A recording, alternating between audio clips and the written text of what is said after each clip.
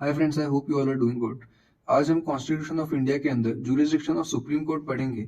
इसमें हम जानेंगे कि सुप्रीम कोर्ट किस तरह के केसेस डिसाइड कर सकता है और वो केसेस कैसे उन तक आते हैं, क्या प्रोसीजर फॉलो होता है। इन फॉलोइंग हेड्स में डिवाइड करके हम पढ़ेंगे। पहला, ओरिजिनल ज्यूरिसडिक्शन, यानी कि ऐसे केसेस जो सिर्फ सुप्रीम कोर्ट ही डिसाइड कर सकता है या फिर डायरेक्टली सुप्रीम कोर्ट तक पहुंचते हैं। सेकेंडली, एपेलेट ज्यूरिसडिक्शन, जो कि हम कह सकते हैं कि हाई कोर्ट से होते हुए अपील के फॉर्म में आते हैं, जिनका नीचे भी सब डिविजन किया गया है। थर्डली, एडवाइजरी ज्यूरिसडिक्शन, जो कहता है कि प्रेसिडेंट कभी चाहे तो सुप्रीम कोर्ट से कंसल्ट कर सकते हैं किसी भी मैटर पे। ओरिजिनल ज्यूरिसडिक्शन में आर्टिकल 131 कहता है कि फॉलोइंग 3 टाइप्स ऑफ केसेस जो हैं सिर्फ और सिर्फ सुप्रीम कोर्ट ही डिसाइड करेगा, जो कि हैं, एक तो गवर्नमेंट ऑफ इंडिया यानी सेंटर वर्सेस स्टेट। सेकेंडली, ये भी पॉसिबिलिटी है कि गवर्नमेंट ऑफ इंडिया के साथ कोई एक स्टेट वर्सेस दूसरा कोई स्टेट या multiple state. For example, union of India and Madhya Pradesh versus Uttar Pradesh and Haryana, ऐसी भी सिचुएशन आ सकती है। थर्ड टाइप ऑफ केस है स्टेट्स वर्सेस स्टेट्स, यानी कि इंटर स्टेट डिस्प्यूट भी सिर्फ सुप्रीम कोर्ट ही डिसाइड कर सकता है। अब इसमें लिमिटेशन दिया गया है, जो कहता है कि any treaty, agreement, covenant, engagement, सनद और एनी अदर सिमिलर इंस्ट्रूमेंट जो कि कॉन्स्टिट्यूशन के फोर्स में आने से पहले साइन किया गया था और अभी भी फोर्स में ही है, या फिर उसके अंदर ऐसा लिखा हुआ है कि फॉलोइंग ज्यूरिसडिक्शन उस इंस्ट्रूमेंट पर अप्लाई नहीं होगा।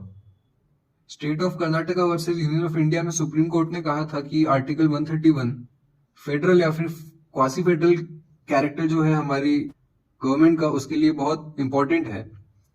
आर्टिकल 131 के अंदर पहला केस जो डिसाइड हुआ था दैट वाज इन 1960, जिसमें वेस्ट बंगाल ने कोल बेरिंग एरियाज एक्ट को अनकॉन्स्टिट्यूशनल डिक्लेयर करने के लिए कोर्ट को अप्रोच किया था, लेकिन ये केस डिसमिस कर दिया गया था। इसके अलावा आर्टिकल 139A में सुप्रीम कोर्ट के पास पावर है कि जहां पर मल्टीपल केसेस चल रहे हैं सेम या फिर लगभग सेम क्वेश्चंस ऑफ लॉ पर, तो वो चाहे तो खुद से या फिर अटॉर्नी जनरल ऑफ इंडिया की एप्लीकेशन पे ऐसे सारे केस खुद को ट्रांसफर कर सकता है। एंड सेकेंडली, अगर सुप्रीम कोर्ट को उचित लगता है तो कोई केस एक हाई कोर्ट से किसी दूसरे हाई कोर्ट में भी ट्रांसफर कर सकता है।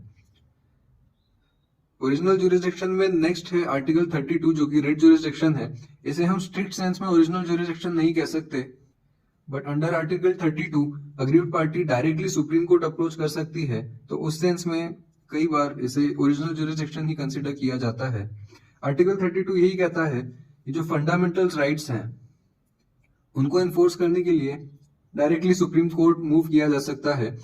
ये खुद में ही एक फंडामेंटल राइट है in the name of right to constitutional remedies. और आर्टिकल 32 का क्लॉज 2 ये कहता है कि सुप्रीम कोर्ट ऐसी रिट में राइट्स इन्फोर्स कराने के लिए ये 5 तरह की रिट्स इशू कर सकता है। Now we move to appellate jurisdiction, जिसमें हम मेजरली 3 हेड्स कवर करेंगे, कॉन्स्टिट्यूशनल, सिविल और क्रिमिनल केसेस, और उसके बाद कुछ मिसलेनियल अपील्स भी देखेंगे। आर्टिकल 132 यही कहता है कि हाई कोर्ट के किसी भी ऑर्डर से सुप्रीम कोर्ट में अपील लाई करेगी अगर हाई कोर्ट आर्टिकल 134A में सर्टिफाई करता है कि उस पर्टिकुलर केस में कॉन्स्टिट्यूशन का इंटरप्रिटेशन के रिगार्डिंग कोई क्वेश्चन है। आगे बढ़ने से पहले हम पहले देख लेते हैं कि आर्टिकल 134 क्या कह रहा है। 134A के अंदर हाई कोर्ट को डिस्क्रिप्शन दिया गया है कि कोई भी judgment, decree, final order, sentence pass करते हुए अगर बेंच को उचित लगता है तो खुद से सर्टिफिकेट दे सकते हैं, या फिर अग्रीव्ड पार्टी के कहने पे वो चाहे तो सर्टिफिकेट दे सकते हैं कि सुप्रीम कोर्ट में जाके अपील करने का राइट अग्रीव्ड पार्टी के पास है या नहीं। Now coming to civil jurisdiction, high court के किसी भी जजमेंट से सुप्रीम कोर्ट में अपील करने का राइट इन 2 केसेस में होगा। पहला, जहां लॉ का कुछ ऐसा क्वेश्चन है जो जनरल इंपॉर्टेंस रखता है। सेकेंडली, जहां उस हाई कोर्ट को लगता है कि ऐसा क्वेश्चन, ऐसा केस में कुछ ऐसा क्वेश्चन है जो सुप्रीम कोर्ट के द्वारा डिसाइड किया जाना चाहिए। Coming to appeal in criminal cases, article 134 में 3 सिचुएशन दी गई है जहां पे हाई कोर्ट के जजमेंट से सुप्रीम कोर्ट में अपील लाया करती है। पहला केस ये जहां कोई एक्यूज पर्सन अक्विट हो चुका था, लेकिन हाई कोर्ट ने अपील में ऐसे अक्यूज पर्सन को डेथ सेंटेंस दे दिया है। सेकेंड सिचुएशन जहां अपील का राइट बनता है, जहां किसी हाई कोर्ट ने लोअर कोर्ट के ट्रायल को खुद टेकअप कर लिया है और अक्यूज पर्सन को डेथ सेंटेंस दे दिया है। थर्ड केसेस जहां हाई कोर्ट खुद ही 134A के अंदर सर्टिफाई करता है कि ऐसा केस सुप्रीम कोर्ट में अपील के लिए फिट है। इसके अलावा आर्टिकल 136 में स्पेशल लीव टू अपील का प्रोविजन दिया गया है, जो कहता है कि सुप्रीम कोर्ट चाहे तो खुद से ही कोई अपील ले सकता है किसी भी कोर्ट या किसी भी ट्रिब्यूनल के जजमेंट से। और इसमें एक्सेप्शन सिर्फ आर्म फोर्सेस से रिलेटेड जो ट्रिब्यूनल्स या कोर्ट्स कंसिस्ट हुए हैं उसका है। कोर्ट मार्शल के अलावा किसी भी कोर्ट के जजमेंट से सुप्रीम कोर्ट अपने डिस्क्रिप्शन पे अपील ग्रांट कर सकता है। लेकिन Pritam Singh versus state of Punjab में सुप्रीम कोर्ट ने कहा था कि special leave to appeal exceptional और स्पेशल सर्कमस्टांसेस में ही दी जाएगी। अभी हमने अपील्स की बात की, लेकिन कोई केस सुप्रीम कोर्ट में डिसाइड होने के बाद भी उसका रिव्यू किया जा सकता है स्वयं सुप्रीम कोर्ट के ही द्वारा। आर्टिकल 137 में रिव्यू पिटीशन का कंसेप्ट दिया है, जो कहता है सुप्रीम कोर्ट अपने खुद के ही किसी जजमेंट से रिव्यू कर सकता है, वापस उस केस को डिसाइड कर सकता है। इन इस फॉलोइंग केस में सुप्रीम कोर्ट ने क्यूरेटिव पिटीशन का कंसेप्ट ले डाउन किया, जो कि कहता है कि रिव्यू पिटीशन की एप्लीकेशन डिसमिस होने के बाद भी अगर कोर्ट चाहे तो क्यूरेटिव पिटीशन से अपना जजमेंट रिव्यू कर सकता है। जहां कुछ ग्रेव इनजस्टिस हुई हो उसको वो रिव्यू कर सकता है। Now we move on to the third heading under jurisdiction, जो कि एडवाइजरी जुरिसडिक्शन। आर्टिकल 143 कहता है कि प्रेसिडेंट चाहे तो सुप्रीम कोर्ट से कंसल्ट कर सकते हैं अगर उन्हें लगता है कि कोई लॉ से रिलेटेड क्वेश्चन आया है या फिर आ सकता है।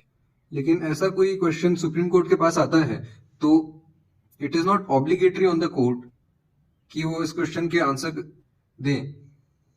2012 में ही सुप्रीम कोर्ट के पास प्रेसिडेंट ने 8 क्वेश्चंस भेजे थे अपना ओपिनियन देने के लिए, लेकिन सुप्रीम कोर्ट ने सिर्फ 5 क्वेश्चंस का ही जवाब दिया और बाकी 3 क्वेश्चंस उन्होंने डिस्कस करना जरूरी नहीं समझा।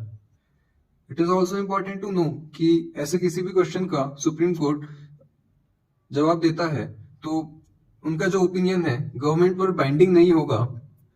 गवर्नमेंट चाहे तो ऐसे ओपिनियन पे एक्ट करे या ना करे, वो उनके डिस्क्रिप्शन के ऊपर है, लेकिन ऐसा जो ओपिनियन सुप्रीम कोर्ट अनाउंस करता है वो सबऑर्डिनेट कोर्ट्स पे definitely as a law binding होगा।